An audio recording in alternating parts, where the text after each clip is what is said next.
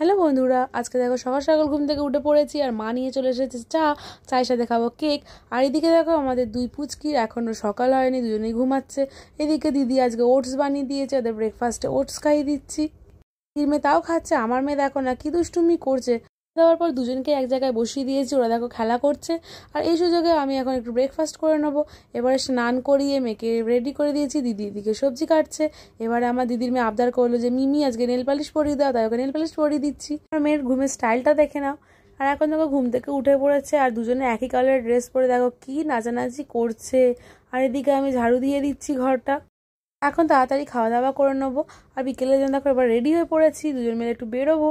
দুজনে 11 নম্বর গাড়ি করেই বেরিয়ে পড়েছি, দেখতেই পাচ্ছ। তো এখন দেখো দুজন মিলে চলে এসেছি সিঙ্গারার দোকানে সন্ধেবেলা খাবো বলে। বাড়ি এসে সিঙ্গারা আর চা খাচ্ছি।